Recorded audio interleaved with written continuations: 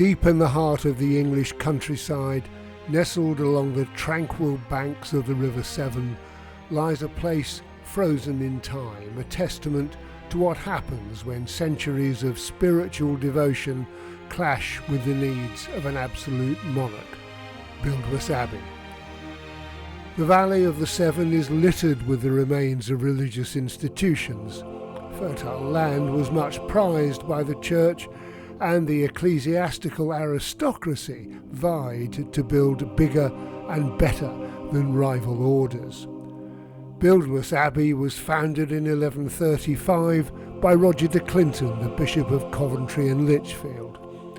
Built by the Cistercian order, claimed to be dedicated to simplicity and spiritual contemplation, and in a very remote location.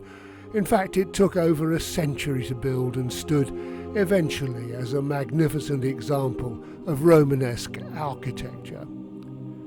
The abbey survived for nearly 4 centuries, during which the church dominated rural life, with priests and religious orders ruling the lives of peasants and small landowners alongside the nobility.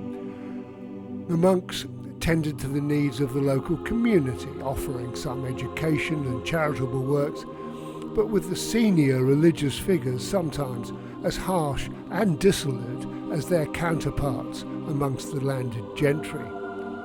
The fate of Buildwas Abbey, like that of so many others, was settled in 1536, when Henry VIII embarked on a campaign to dissolve the monasteries and seize their wealth and lands to boost his own treasury. Buildwas was one of the first to go, plunging the once thriving abbey into a state of desolation.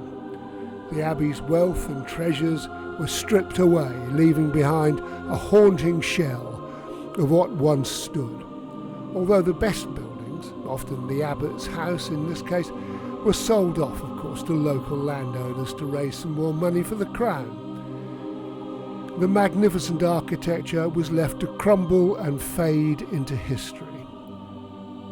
Today, Buildwas Abbey stands as a testament to the resilience of good masonry and a reminder of the fleeting nature of power and glory. Visitors come to explore its atmospheric ruins, captivated by its eerie beauty and the echoes of a bygone era. As you wander through the shadows of its halls and courtyards, the ghosts of the past whisper tales of a harsher time, when religious devotion often turned to greed and hunger for land and power, and ended in turmoil and lost dreams. So, as you stand amidst these ancient ruins, listen closely, and you may hear the echoes of prayers and the soft footsteps of monks, or perhaps you may hear the abbot berating his staff of lay servants for not getting his hunting hounds ready on time. The glorious architecture of Buildwas Abbey, where the echoes of the past resonate so, can blind us to the reality that this world was never a rural idyll of benevolent monks and happy peasants.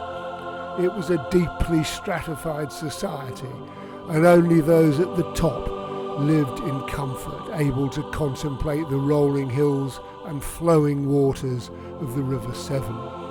The working people, even the lower order monks themselves, survived in cold, mean cottages and stone cells, worked hard at menial tasks, and were subject to the whims of their betters, with little hope of change. The abbey's economic stability was fuelled by its involvement in ironworking and the export of wool.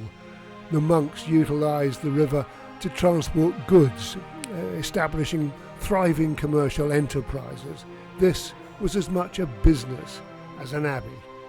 Over time, the abbey's structures have crumbled, but their remnants still stand as testament to its past. The dramatic arches, the weathered stonework, and tranquil surroundings evoke a sense of awe and reverence, but modern sensibilities may prefer this romantic experience to the realities of its medieval past, when life for most was short dirty and painful.